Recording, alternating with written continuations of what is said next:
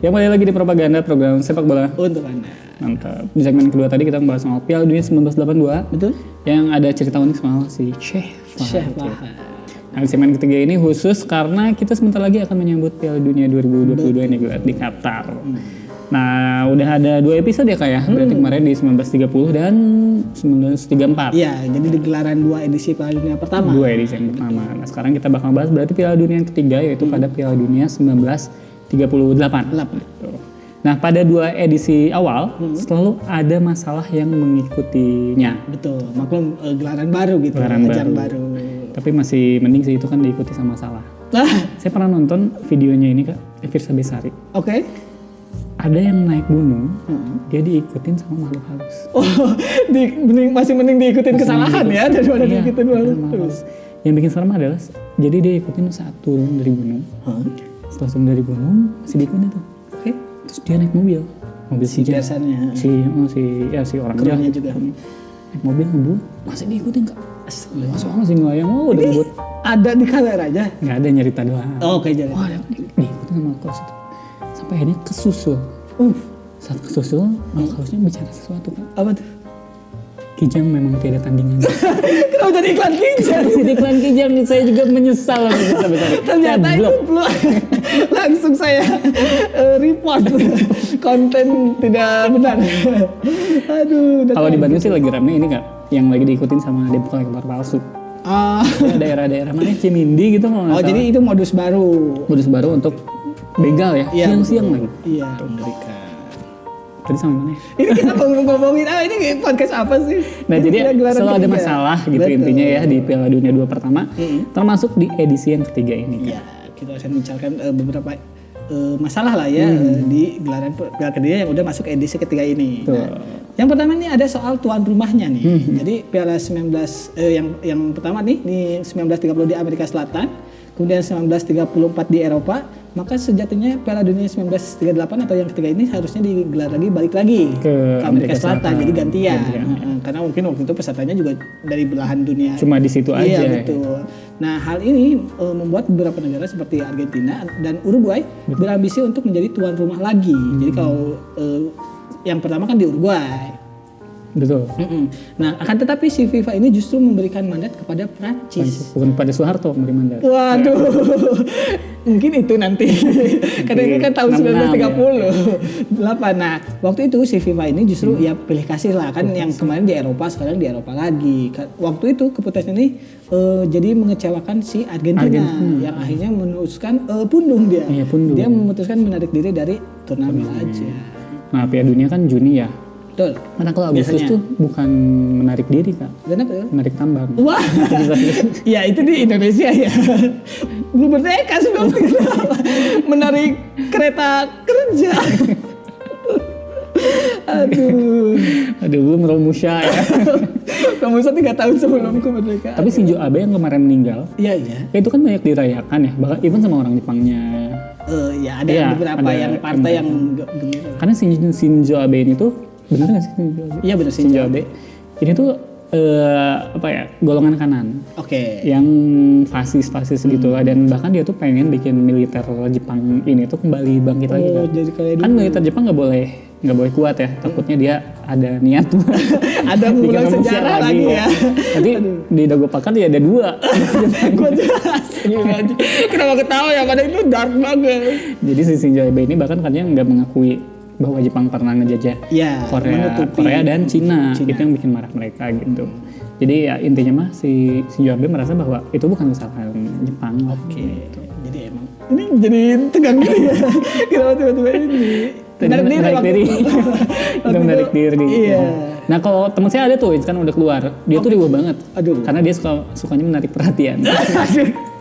Mulai perkataan atasan, anak magang ya, susah. Anak magang sih. Dia dilanjut dong. Nah selain itu Kak, Piala Dunia 1938 juga diwarnai sama gangguan perang. Wah Sempat iya. ada perang. Waktu itu kan emang lagi perang dunia kedua. Ya, belum. Belum. Mau ya perang dunia dingin. kedua, ya. Beberapa negara perang dingin. Perang dingin itu perang es krim ya, jangan salah. Aduh. Nah, jadi kan beberapa negara tuh menolak tampil, Kak. Oke. Contohnya Spanyol, soalnya mereka lagi terlibat perang saudara. Oke. Kalau tetangga saya perang status WA. Wah, itu tuh biasanya tetangga Juli itu perang status WA. Nah, sementara Austria mendapatkan kesialan karena wilayahnya dikuasai sama Jerman. Oh, udah mulai begitu gerak juga tuh. sama pemain-pemainnya. Gitu. Oke. Sementara Jepang ini tidak bisa mengikuti perang karena lagi persiapan Perang Dunia Kedua. Orang kan persiapan SBMPTN gitu. Ini persiapan perang. Gak, yang lain juga ini persiapan Piala Dunia. Kenapa dia persiapan perang sendiri? Ini saya penasaran si Jepang persiapannya beli bukunya di mana? Di Gramet ada nggak? Beli buku perang. Aduh, astagfirullah. Nah, waktu itu juga masalahnya ada di format turnamen. Karena waktu itu format turnamen sebenarnya tidak jauh berbeda dari pagelaran sebelumnya. Yang mana pada 1938 tuan rumah dan juara bertahan langsung lolos ke putaran final. Jadi Masuk yang ke tahun turnamen kemarin utamanya. langsung. Sementara format kompetisi di ini masih menggunakan sistem gugur langsung. Dan pertandingan ulang apabila 120 menit belum ada yang memenuhi pertandingan, belum ada penalti. Belum ada penalti, jadi harus diulang pertandingannya. Betul. Nah, ternyata di 1938 ini ada negara Hindia Belanda. Wah. Alias kita bisa nge-calling Indonesia lah. Ini kita mengakunya Indonesia pernah lah ya. Nah, mundurnya beberapa negara ini memberikan berkah tersendiri bagi mereka yang nggak terlibat konflik. Betul. Kuba ini jadi satu-satunya wakil tunggal dari Amerika Utara ke Tengah, karena yang lainnya mengundurkan diri kan. Sementara itu pertama kalinya nih, Asia menyumbangkan satu negara yang saat itu diwakili oleh Hindia Belanda atau Indonesia. Gitu. Memberikan berkah bagi mereka yang terlibat yang tidak terlibat konflik sebenarnya, tapi konfliknya nanti. Aduh.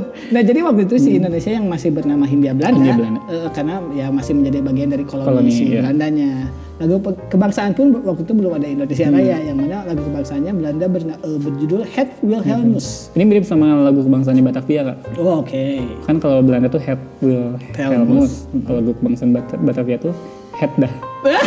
Saya kira serius lah. Jadi itu udah males banget. Enggak dong.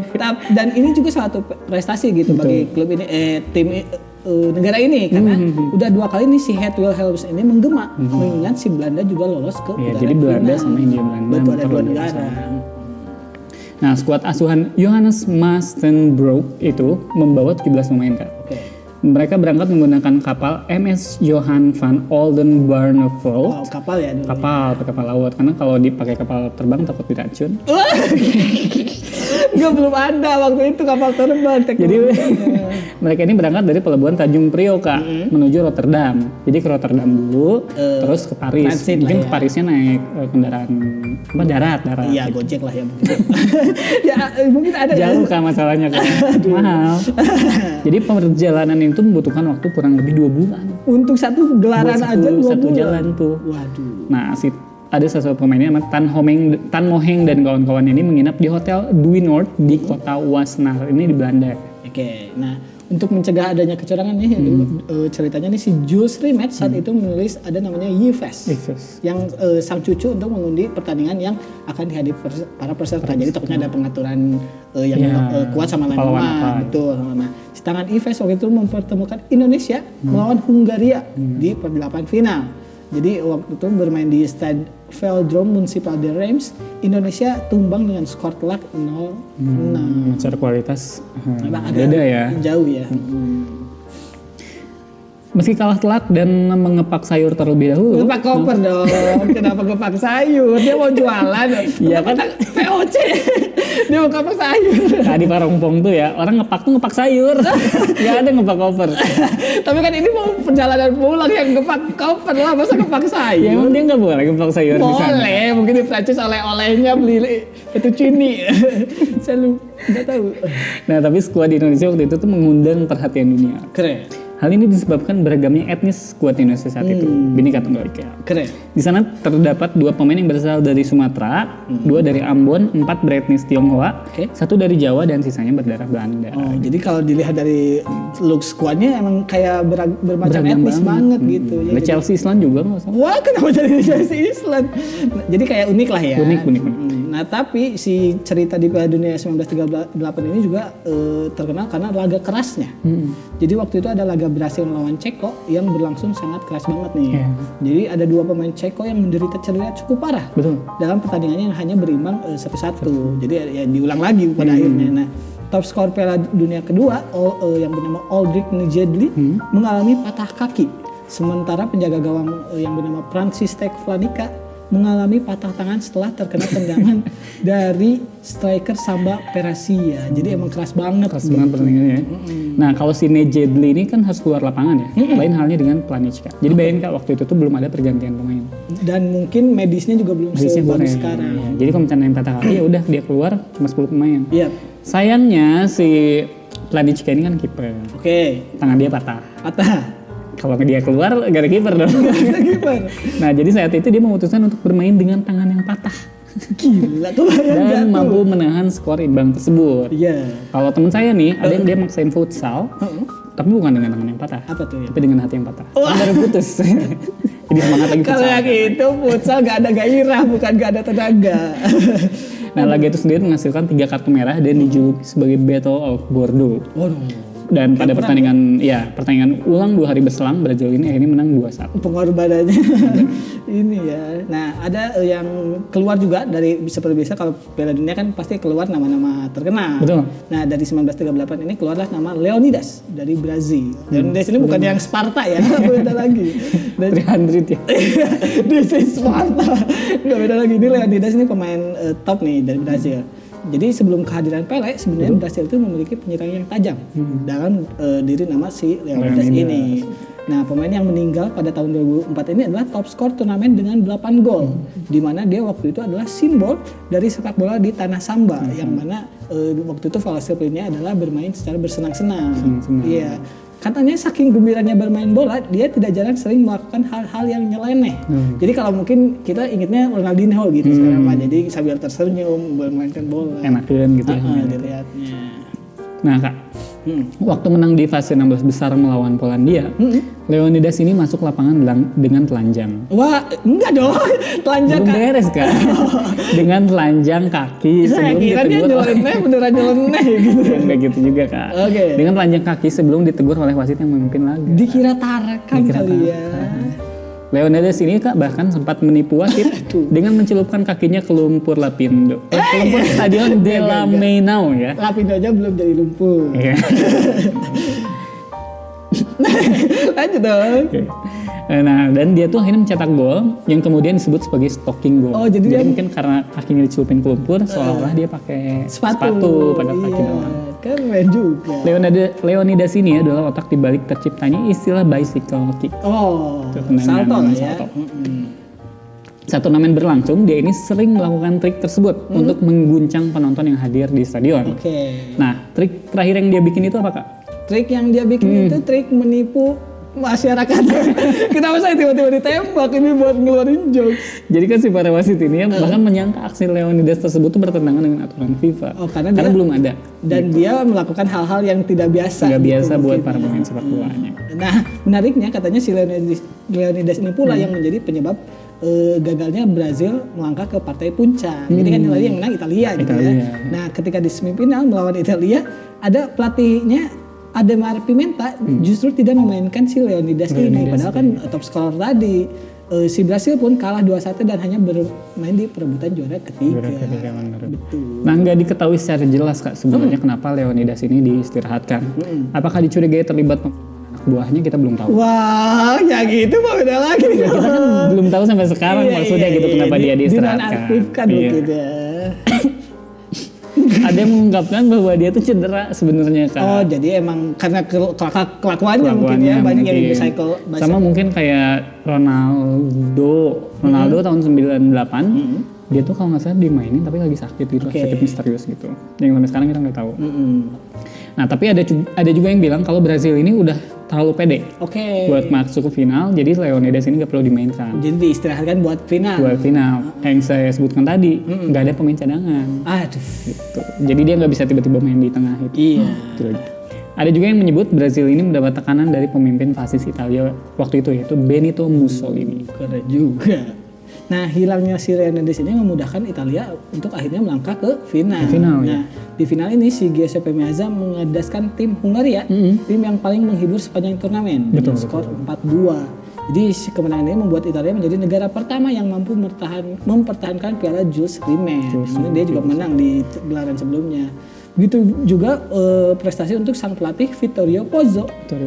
Jadi ya waktu ini sampai saat ini dia masih memegang status sebagai pelatih yang bisa memenangi 2 gelar Piala Dunia secara berturut-turut. Jadi belum terpecahkan tuh rekornya. Tapi ya ini cerita si Italia ini kan emang tadi disinyalir adanya tekanan dari Mussolini. Betul. Menarik banget ya bahasan kita ya di episode kali ini, segmen yang ini juga. Karena tadi kita ngebahas soal ya Piala Dunia, dimana unik-unik lah gitu ya. Sebenarnya banyak cerita unik. Banyak cerita unik, termasuk mungkin di Piala Dunia 2022 nanti. Yang mana banyak larangannya. Iya. Apa aja tuh Kak? Karena ini kan kita di Asia Timur dan mana Asia Barat. Asia Barat kok Asia Timur di kita dong. Yang mana di Qatar ini kan emang negara mayoritas Muslim. Jadi beberapa yang tidak sesuai syariat tolonglah dihentikan dulu. Jadi mungkin nanti kita tidak akan melihat hal-hal yang aneh-aneh. Benar. Biasanya kan kameramen Piala Dunia tuh suka nyorot-nyorot yang kalau begini. Iya. Kenapa tahu spesifik negaranya? Saya nggak mau jujur negara. Jadi mungkin nanti mah ya karena panas juga gitu ya, banyak yang pakai payung segala macam. Unik lah pasti nih di Qatar ini. Ya itu tadi bahasan kami soal Piala Dunia segmen 1 tadi apa ya? Tadi SDI soal SDI. Buat Anda yang ketinggalan, Anda bisa mengaksesnya di YouTube di galaga.id. Jangan lupa untuk terus menyaksikan propaganda program Sepak Bola untuk Anda hanya di iChannel setiap hari Minggu pukul 7:30 malam setelah program Sasasi. Ya, bagus dong, promosiin juga dong. Nggak tahu program siapa. Gimana? Saya Alika dan segenap yang bertugas undur diri. Wassalamualaikum warahmatullahi wabarakatuh. Salam olahraga. Saya mau kerja lagi ya. Saya juga. Mau lunasin cicilan rumah. Saya juga mau nge-hack HP.